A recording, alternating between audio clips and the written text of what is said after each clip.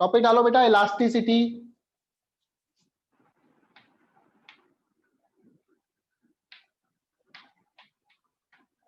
ठीक है, ये प्रॉपर्टीज ऑफ मैटर का चैप्टर है, इलास्टिसिटी।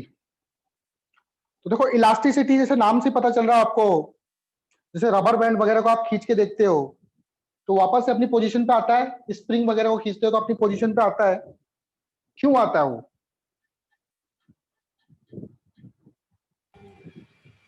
सर अपनी पोजीशन रिगेन करने के लिए। सर सेंटर ऑफ मास भी इन्वॉल्व करता है ना सर। तो सबसे पहला पॉइंट लिखो उसमें, property of elasticity. Property of elasticity क्या होती है? क्या सभी मटेरियल में होता है ऐसा? क्या ग्लास में भी होता है क्या इलास्टिसिटी? हाँ सर। क्या ग्लास के अंदर भी इलास्टिसिटी होती है क्या? बहुत क्या कम। सॉलिड बॉडी में भी होता है क्या? सर सर सब में होती होता है। होगी। सॉलिड में भी होता है, सब चीज में होता है, ठीक है, लेकिन कम होता है सॉलिड में। तो अलग अलग मटेरियल में अलग अलग टाइप की प्रॉपर्टी होती है। तो to bring back material, to bring back material to its initial shape, to its initial shape और कॉन्फ़िगरेशन,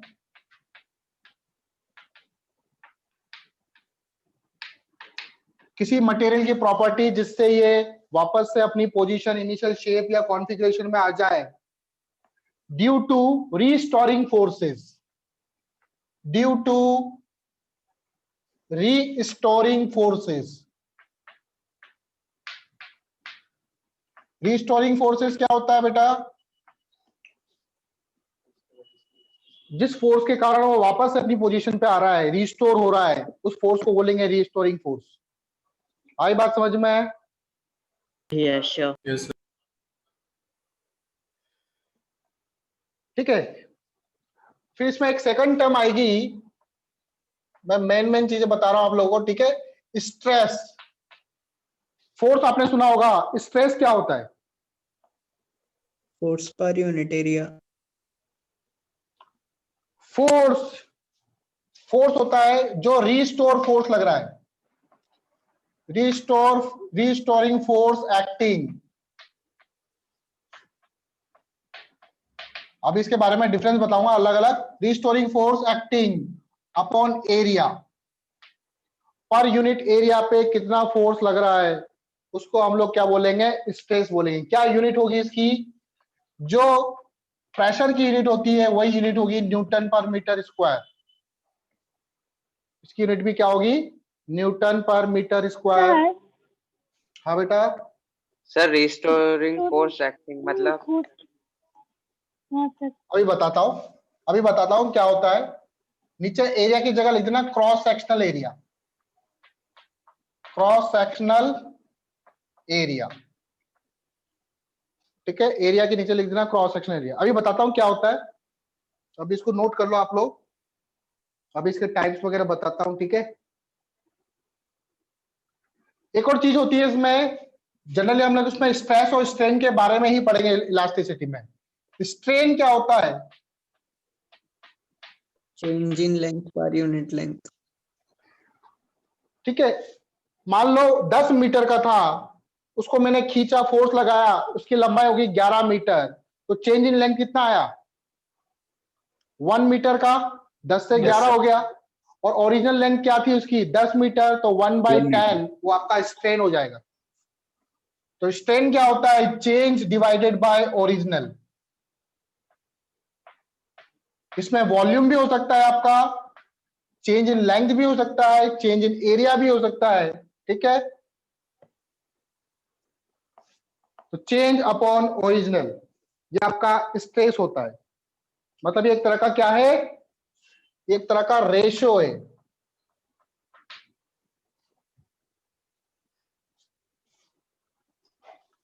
ठीक है, स्ट्रेन कब डेवलप होगा बॉडी में?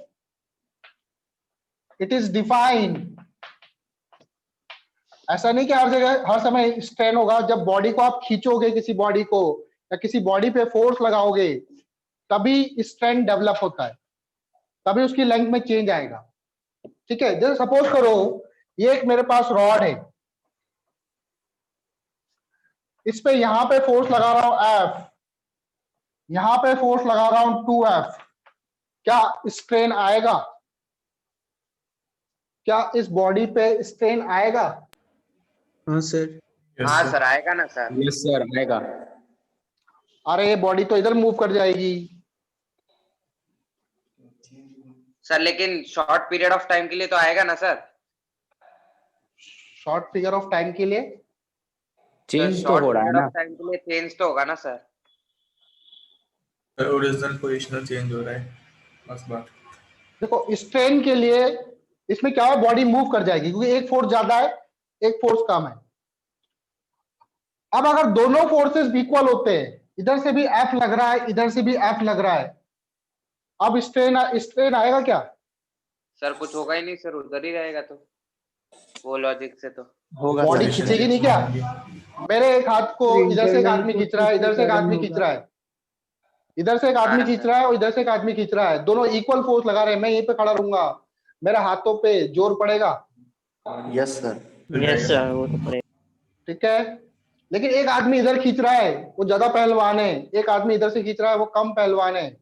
एक तरफ आद्या है और एक तरफ आर्यन है, तो मैं आर्यन मुझे खींच लेगा। Yes sir. Yes sir. ठीक है, तब स्ट्रेन आएगा क्या? तब स्ट्रेन नहीं आएगा। आएगा। बात समझ में आई? स्ट्रेन आने के लिए दोनों तरफ इक्वल फोर्सेस लगने चाहिए। ठीक है, और इन्हीं को हम लोग स्ट्रेस बोलते हैं। दोनों फोर्सेस इक्वल होने चाहिए। ठीक है, यस सर। तो ये कब डिफाइन होगा? It is defined under external deforming forces। External deforming मतलब जो उसको उसकी शेप को चेंज कर रहे हैं। सर रिस्टोरिंग फोर्स वाला नहीं समझ आया सर, एक और बार बोल सकते हो? बताता हूं। ठीक है, अंडर एक्सटर्नल डिफॉर्मिंग फोर्सेस, बात समझ में आई? It is defined under external deforming forces, जो उस बॉडी को डिफॉर्म कर रहे थे। ठीक है, एक्चुअल में क्या होता है, जैसे बॉडी है ना, या फिर स्प्रिंग है, स्प्रिंग को पता ही होगा आपने। ये स्प्रिंग अभी नेचुरल लेंथ पर है, इसको मैंने इस पॉइंट को फिक्स कर दिया, इस पॉइंट को मैंने F4 से खींचा, इसकी लेंथ में चेंज आया, ये वापस से अपनी पोजीशन पर आएगा। यहां से Yes, फोर्स sir. को अगर मैं रिलीज कर दूंगा, पॉइंट को रिलीज कर दूंगा, वापस से अपनी पोजीशन पर आएगा। तो Yes, किस sir. फोर्स के कारण आ रहा है? स्प्रिंग जो है इधर की तरफ फोर्स लगा रही है, स्प्रिंग फोर्स, इसी को ही हम लोग रीस्टोरिंग फोर्स बोलेंगे। ये इसको वापस से रीस्टोर कर रही है ना। हाँ सर। ये फोर्स लगा कौन रहा है? स्प्रिंग। स्प्रिंग लगा रही है। ठीक है, स्प्रिंग के जो एटम्स वगैरह होते हैं, ठीक है, जो एटम्स वगैरह होते हैं, ये नोट कर लिया बेटा आप लोगों ने? अभी बताता हूं, मैं समझाता हूं इसका कंसेप्ट।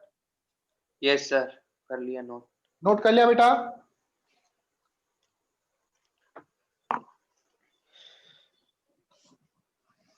चलो देखो आगे। अब आप लोगों ने जो एटम वगैरह होते हैं, तो एटम की जो पोटेंशियल एनर्जी होती है, उस पोटेंशियल एनर्जी और डिस्टेंस के बीच में ग्राफ पढ़ा है आपने कभी? Yes sir. No sir. Potential energy and distance between atoms के बीच में ग्राफ पढ़ा है। तो देखो उसका ग्राफ जो होता है वो कैसा होता है, मैं उसका एक रफ आइडिया बताता हूं।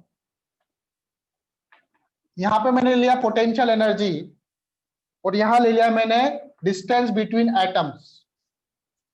तो इसका ग्राफ जो है वो ग्राफ होता है कुछ इस तरह से।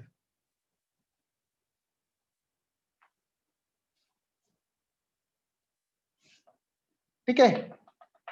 एक्चुअल में इनिशियली जो ये यू मिनिमम होता है, जो एटम, जैसे मान लो कोई बॉडी स्ट्रेच नहीं है तो उसके जो एटम्स रखे हुए हैं दूरी पर, एक एटम और ये दो एटम, इनके बीच की डिस्टेंस है एक्स, इसको मैंने एक्स बोला।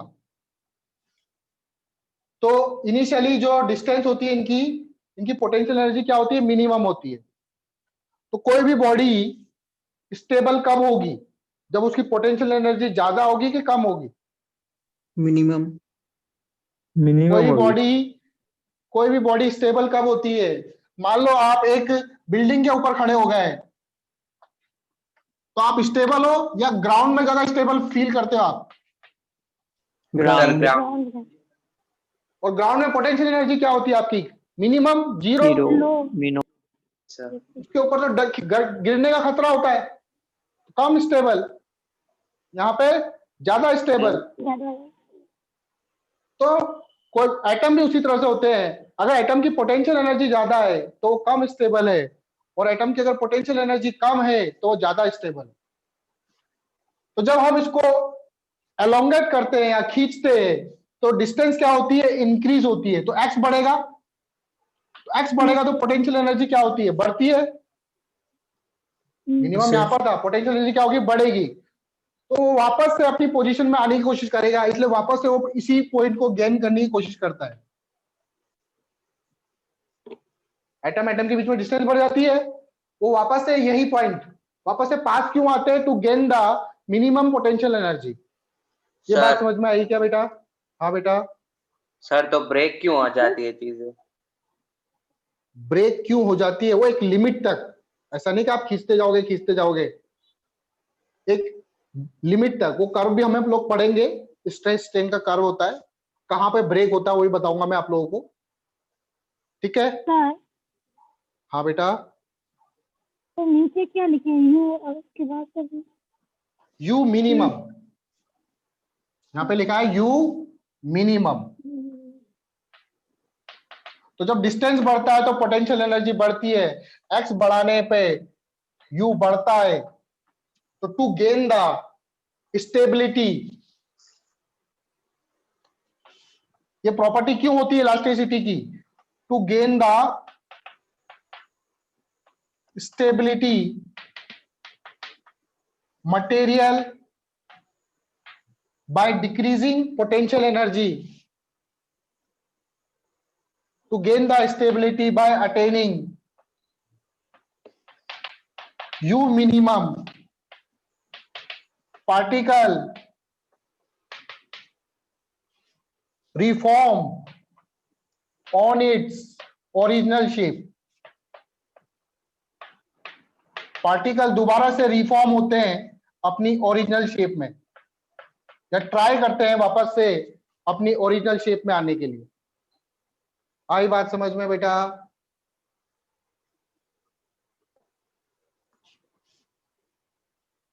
Sir 2 minute. हाँ नोट कर लो इसको चाहो तो।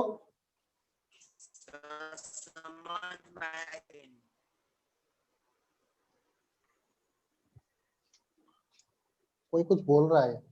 बढ़ेगी। अगर मैं x को डिक्रीज भी करूंगा तो भी u क्या होगा, बढ़ेगा। इधर जाऊंगा तो भी बढ़ेगा, दबाऊंगा तो भी बढ़ेगा, खींचूंगा तो भी बढ़ेगा। तो इसलिए वापस से अपनी ओरिजिनल शेप में आना चाहती है, क्योंकि पोटेंशियल एनर्जी कम से कम चाहिए तभी वो स्टेबल होगा। सर तो हर केस में ऐसा ही होता है सर। एनर्जी को नीचे ही शो कर सकते हैं। हाँ बेटा। सर पोटेंशियल एनर्जी को शो करना होगा हाँ। हमको सर, तो नीचे इसे शो हाँ। कर सकते हैं।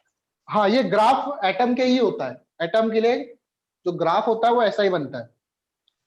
सर कोई ऐसा केस है जिसमें इंक्रीज नहीं होती पोटेंशियल एनर्जी, डिक्रीज नहीं, होती है? डिस्टेंस बढ़ाओगे तो पोटेंशियल एनर्जी आपकी बढ़ेगी ही सही। सर अगर चलो अब आता है 4 पॉइंट, लिखो। एक लिमिट होती है, उसको बोलेंगे proportionally limit, till a proportionality limit.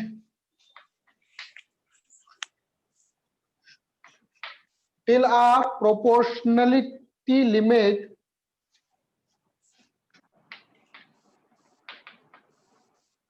एक लिमिट तक, टिल अ प्रोपोर्शनलिटी लिमिट, जो स्ट्रेस होता है वो डायरेक्टली प्रोपोर्शनल होता है स्ट्रेन के, ठीक है। इसको इलास्टिक लिमिट भी बोलते हैं हम लोग। आप आगे पढ़ोगे अंडर इलास्टिक लिमिट। ये क्या बोलता है कि जो स्ट्रेस होता है वो डायरेक्टली प्रोपोर्शनल होगा स्ट्रेन के। ये तो सिंपल सी कॉमन सेंस वाली बात है कि जितना फोर्स लगाऊंगा उतना ही चेंज आएगा। कोई 1 न्यूटन का फोर्स लगा रहा है तो कम चेंज आ रहा है। हाँ हुक्स लॉ। हाँ, ये हुक्स लॉ होता है, ठीक है। बाकी लोगों ने पहले पहचान नहीं पाए, हुक्स ने फायदा उठा लिया और लॉ दे दिया अपना। तो सिंपल सी बात है, जितना स्ट्रेस लगेगा उतना ही स्ट्रेन आएगा। जितना फोर्स लगाओगे मेरे हाथों पे उतना ही मेरे हाथों पे चेंज आएगा, ठीक है। तो स्ट्रेस जो है वो डायरेक्टली प्रोपोर्शनल होता है किसके, स्ट्रेन के। लेकिन एक लिमिट तक, उस लिमिट के बाद वो टूट जाएगा, फिर उसको बोलते हैं इलास्टिक लिमिट। तो जब इसको सॉल्व करेंगे, स्ट्रेस अपॉन स्ट्रेन, क्या ये कांस्टेंट होगा? एक yes sir. Stress upon Yes, strain sir. Constant होगा। उस कांस्टेंट को बोलते हैं हम लोग मॉडुलस